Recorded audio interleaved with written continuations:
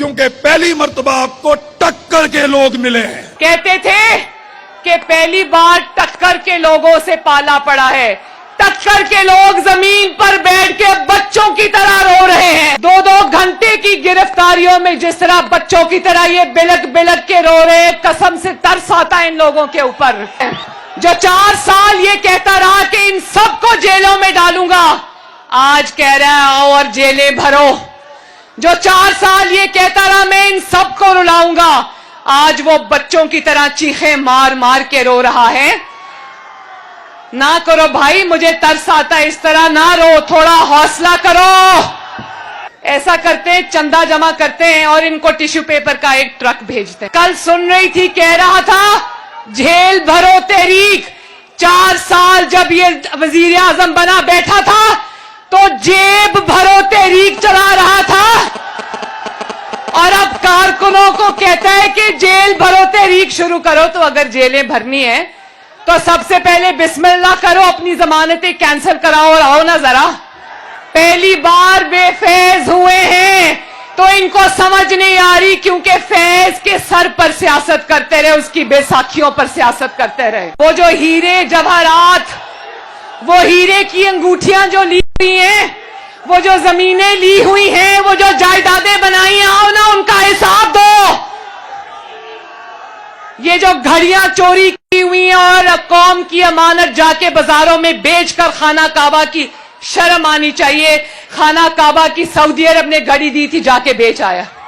लोगों को कहता है कि जेलें भरो, और खुद कहता है, खुद बुज़दिलों की तरह ज़मान पाक के बंकर में छुप के बैठा है, और कहता है कारकुनों आओ। खवातीन को बुलाकर ज़मान पाक में खड़ा किया हुआ है कि कहीं मुझे पुलिस पकड़ के ना ले जाए। अपनी इकोनॉमी ठीक कर ली, अपने घर की मईशत ठीक कर ली, पाकिस्तान की मईशत बर्बाद करके रख दी। और सिर्फ कारकर्दगी बदतरीन नहीं थी, सिर्फ हुकूमत में परफॉर्मेंस खराब नहीं थी, ऑपोजिशन में भी परफॉर्मेंस खराब है। अगर हुकूमत करनी नवाज शरीफ से नहीं सीखी थी तो ऑपोजिशन करनी नवाज शरीफ से सीख ली होती। टैंकों के आगे लेटने का दावा करने वाले बार बार बिलक बिलक के रो रहे। टीवी पर देख रहे हो ना, पहली बार बेफैज हुए हैं। क्या नवाज शरीफ साहब की जुर्रत और बहादुरी याद है ना? क्या बेटा है इस कौम का, बीवी की मौत की खबर भी जेल में मिलती है, लेकिन किसी ने उसको रोते देखा?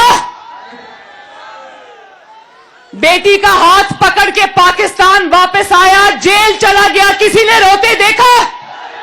सीना तान कर इंतकाम और जबर और जुल्म का सामना किया, किसी ने उसको रोते देखा? जेल में बीमार था मगर इनसे भीख नहीं मांगी। बेटी को बाप के सामने गिरफ्तार किया, किसी ने नवाज शरीफ को रोते देखा? किस धड़ से, किस शान से, किस बहादुरी से सीना तान के लड़ा है नवाज शरीफ। आज जब मैं इनकी रोती हुई शक्लें देखती हूं तो मुझे नवाज शरीफ पर फख्र होता है।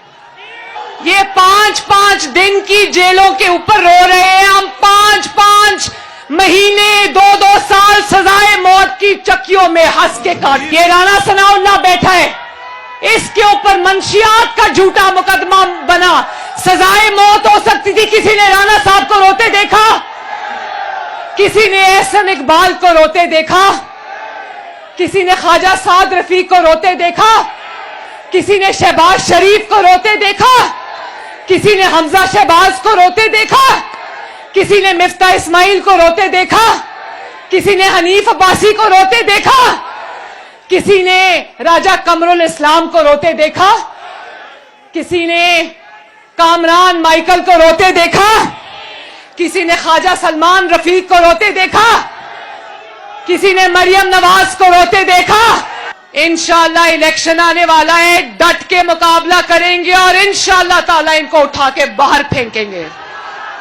मुस्लिम लीग इलेक्शन की तैयारी कर रही है और ये तैयारी हम इलेक्शन हारने के लिए नहीं, जीतने के लिए कर रहे हैं इंशाअल्लाह ताला।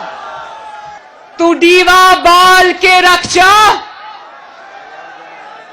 हवा जाने खुदा जाने, मुल्तान जिंदाबाद।